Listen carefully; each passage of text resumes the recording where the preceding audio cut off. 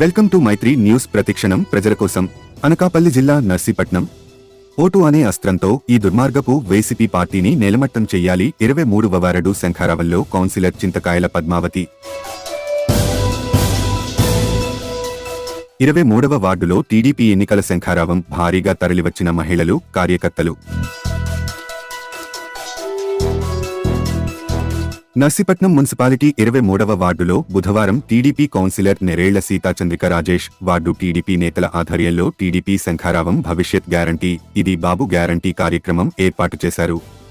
ఈ కార్యక్రమంకు ముఖ్య అతిథిగా మాజీ మంత్రి అయ్యన్న సతీమణి కౌన్సిలర్ చింతకాయల పద్మావతి, జనసేన టౌన్ అధ్యక్షులు అద్దేపల్లి గణేష్, బీజేపీ నాయకులు శివనారాయణరాజు, చింతకాయల దివ్య పాల్గొన్నారు. ఈ సందర్భంగా కౌన్సిలర్ చింతకాయల పద్మావతి మాట్లాడుతూ రానున్న ఎన్నికల్లో ప్రతి ఒక్కరూ టీడీపీ విజయానికి కృషి చేయాలని కోరారు.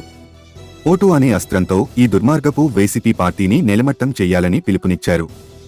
వైసీపీ పాలనలో రాష్ట్రం అభివృద్ధిలో 10 సంవత్సరాల వెనుకబడిపోయిందన్నారు. రాష్ట్ర ప్రజలు ఎన్నో కష్టాలు పడుతున్నారన్నారు. రాష్ట్ర భవిష్యత్ కోసం టీడీపీ అధికారంలోకి రావాల్సిన అవసరం ఎంతైనా ఉందన్నారు.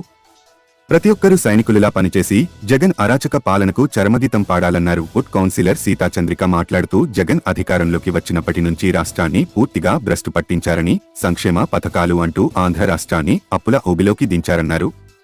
మరలా మన రాష్ట్రం అభివృద్ధి చెందాలంటే చంద్రబాబు సీఎం కావాలని, కాబట్టి ప్రతి ఒక్కరూ టీడీపీకి ఓటు వేసి రాష్ట్రంలో చంద్రబాబు సీఎం చేయాలని, నర్సీపట్నంలో అయ్యన్న పాత్రని ఎమ్మెల్యే చేయాలని అన్నారు.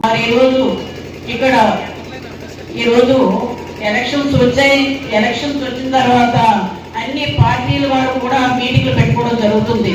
కానీ నిర్ణయించినటువంటి వ్యక్తులు ఎవరంటే మీరు, మీ చేతిలో నాయకులు ఉన్నారు. ఈరోజు ఎవరైతే మన భవిష్యత్తు గురించి ఆలోచిస్తారో అటువంటి నాయకుడికి మీరు ఓటేసే టైం ఈ రోజు వచ్చింది.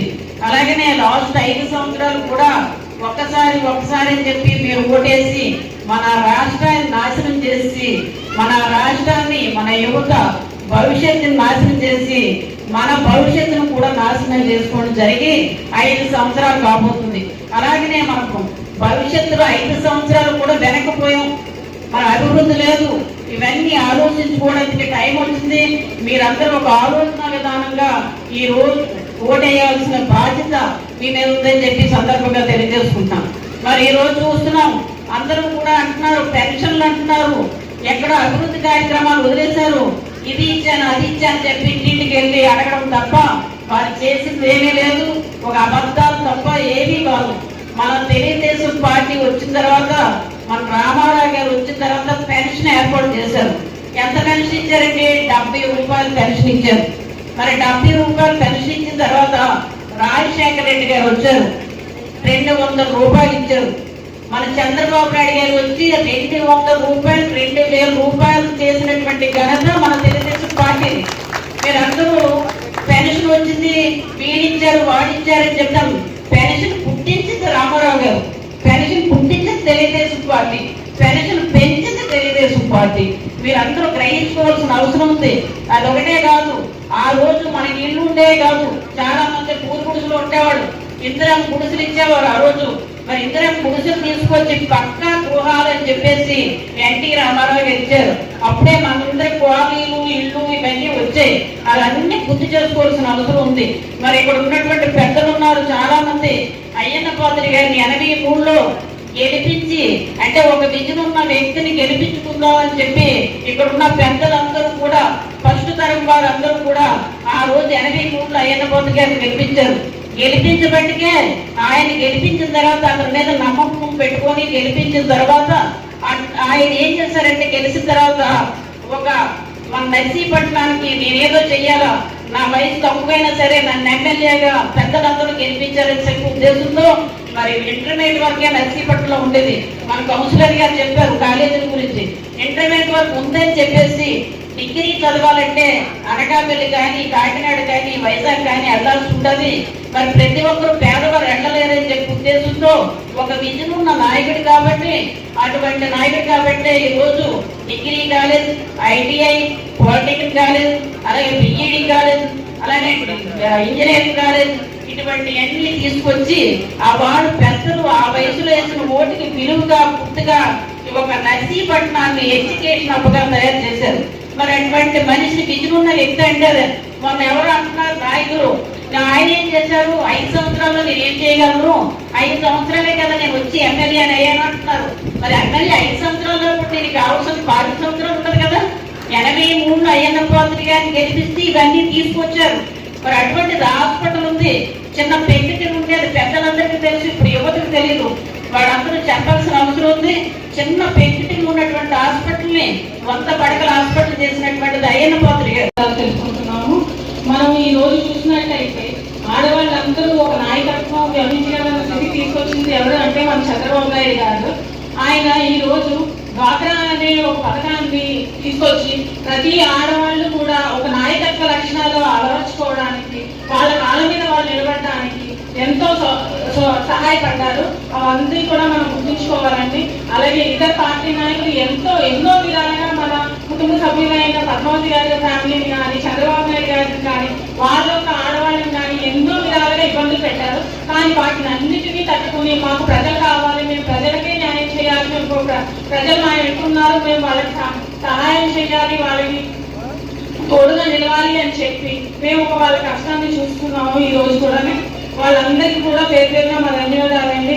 అలాగే మన పిల్లల భవిష్యత్తు కావాలి, రేపొద్దున వాళ్ళందరికీ మంచి భవిష్యత్తు, ఉద్యోగాలు కావాలి అంటే తప్పకుండా ఒక విజన్ ఉన్న లీడర్స్ మనం ఎంచుకోవాలి. ఆ విజన్ ఉన్న లీడర్స్ ఫస్ట్ మనకి చంద్రబాబు నాయుడు గారు, అయ్యన్న పాత్ర గారు. ఈ రోజు నర్సీపట్నం ఒక ఎడ్యుకేషన్ హబ్ కింద తయారైంది. ఒక పాలిటెక్నిక్ కాలేజ్ అవనివ్వండి, డిగ్రీ కాలేజ్ ఇవ్వనివ్వండి, ఇంజనీరింగ్ కాలేజ్ ఇవ్వనివ్వండి.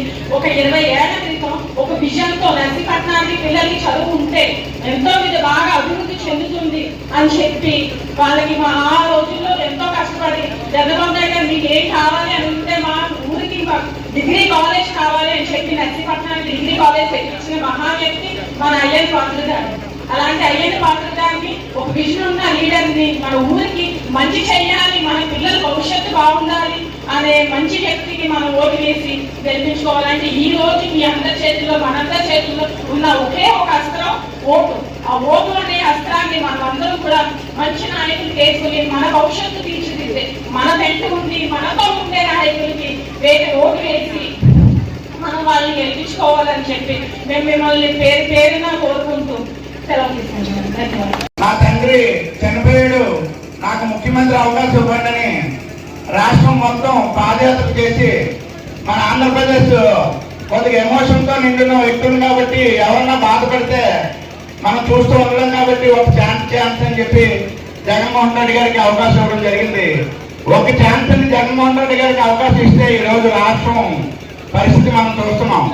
రాష్ట్రాన్ని మొత్తం అప్పుల్లో నెట్టేసి, అప్పుడేమో 5 కోట్లు ఆంధ్రప్రదేశ్ లో ప్రజలు కడుతుంటే దాని లాభం వచ్చే మార్గాలన్నీ ఒకే ఒక వ్యక్తి రద్దుపడుతున్నాడు. ఆ వ్యక్తి ఎవరంటే మాత్రం మన ముఖ్యమంత్రి జగన్మోహన్ రెడ్డి గారు.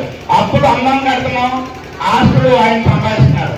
ఉదాహరణకి మద్యం గురించి అందరికీ తెలుసు. మద్యం మన రాష్ట్రంలో ప్రధాన ఆదాయంలో మద్యం ఒకటి. ఆ మద్యం ఆయన సొంతంగా ఆయన ఫ్యాక్టరీలో తయారు చేసి లాభం ఆయన తీసుకొని ప్రజలకి అప్పుడన్నీ ప్రజలనే కట్టబడ్డారు. అదేవిధంగా మన జగన్మోహన్ రెడ్డి గారు పొద్దున్నే లేచి స్వామివారి సుప్రభాతం పెట్టానండి. పెట్టగానే సిద్ధమా అని యూట్యూబ్ వచ్చాడు. ఇది బంగారు పొద్దున్నే లేస్తే యూట్యూబ్ పెట్టినా ఎక్కడ పెట్టినా సిద్ధం అని రాష్ట్రం మొత్తం బోర్డు పెట్టుకొని తిరుగుతున్నారు. ఈ నర్సీపట్నం గంగాధర్ సెంటర్ చెప్తున్నాను, జగన్మోహన్ రెడ్డి గారు మేము సిద్ధమే. దేనికి సిద్ధమంటే పూర్తిగా పోరాటం పూర్తి చేయడానికి మేము సిద్ధం అని చెప్పి ఈ సందర్భంగా తెలియజేస్తున్నాం. అదేవిధంగా మా చంద్రబాబు నాయుడు గారు, పవన్ కళ్యాణ్ గారు కలిపి ఆంధ్రప్రదేశ్ కి రాజధాని లేదు, ఆ రాజధాని తీసుకురావడానికి సిద్ధం అని చెప్పి ఈ సందర్భంగా తెలియజేస్తున్నాం. అదేవిధంగా ఆంధ్రప్రదేశ్ లో అనేక నిరుద్యోగులు కన్నీటిని తొలగడానికి చంద్రబాబు నాయుడు గారు, పవన్ కళ్యాణ్ గారు సిద్ధం అని చెప్పి ఈ సందర్భంగా తెలియజేస్తున్నాం. అదేవిధంగా నీ వైఎస్ఆర్సీపీ డ్రామా కంపెనీని ఆంధ్రప్రదేశ్ నుంచి తరిమి కొట్టడానికి 5 కోట్లు ఆంధ్రులు సిద్ధంగా ఉన్నారని చెప్పి ఈ సందర్భంగా తెలియజేస్తున్నాం. సాధించాలని నేను భావిస్తున్నాను. ఎందుకంటే మనం ఆంధ్రప్రదేశ్ అభివృద్ధి చెందాలి అంటే అక్కడ కేంద్రంలోని ఇక్కడ రాష్ట్రంలో కూడా అభివృద్ధి చేసే తలపున్న వ్యక్తుల్ని ఎన్నుకోవాల్సిన అవసరం మనకు ఉంది. కాబట్టి అలాంటి కూటమి వేళ ఏర్పడింది. అంటే ఇటు చంద్రబాబు నాయుడు గారు, పవన్ కళ్యాణ్ గారు, మోడీ గారు ఒకే ఇంటిలో ఈవేళ కూటమి ఏర్పడి ఆంధ్రప్రదేశ్ అభివృద్ధి చేద్దామని చిత్తశుద్ధితో ఈవేళ కలయిక ఏర్పడటమే మనకి తొలి విజయంగా నేను భావిస్తున్నాను. ఎందుకంటే మనం 2014లో ఇదే దాంట్లో వెళ్ళాము, విజయం సాధించాము. అక్కడ వేసిన గొంగలు అక్కడే ఉండిపోయింది. అక్కడ వరకు ఉన్న అభివృద్ధి అక్కడే ఆగిపోయింది. మనకి వెనక్కి కూడా పోయాం, కానీ అభివృద్ధి అనేది ముందుకు లేదు. అవి కూడా పూర్తి చేయలేని పరిస్థితుల్లో ఈవేళ వైఎస్ఆర్ పార్టీ పనిచేస్తుంది. అంటే ప్రజలు గుర్తించుకోవాలి. అంటే అభివృద్ధి అంటే జగన్ కాదు, చంద్రబాబు నాయుడు అన్న విషయాన్ని అర్థం చేసుకోవాలని చెప్తాను. సింపుల్ గా మీకు అర్థం అవ్వాలంటే టిట్కోయిన్లు ఆ రోజు ఎంతవరకు వర్క్ చేశారో అదే వరకుతోనే, అంటే మౌలిక సదుపాయాలు కూడా కల్పించలేని పరిస్థితుల్లో సీ అంటారని చెప్పే రేపు ఎలక్షన్ లో ఇవాళ తాళాలు ఇచ్చే తూత మాత్రం చేశారు అన్నది మీ అందరికీ కనిపిస్తున్న విషయం కదా. అంటే నేను ఏమంటుంటే వీళ్ళు కళ్ళపల్లి వాళ్ళు చెప్పి అధికారంలోకి వచ్చారు, అది ప్రజలు అమాయకంగా నమ్మారు. కానీ ఇకపై నమ్మరని నేను విశ్వసిస్తున్నాను. అలాగే అయ్యన్న పాత్రుడు గారు కూడా ఎంత అభివృద్ధి చేశారు కాబట్టి 40 ఏళ్ళు పెట్టి నర్సీపట్నంలో మీరందరూ ఓట్లు వేసి గెలిపిస్తున్నారు. ఏదో బుద్ధి తక్కువ. మరిన్ని తాజా వార్తలకు చూస్తూనే ఉండండి మైత్రి న్యూస్. ప్రతి క్షణం ప్రజల కోసం. Please subscribe.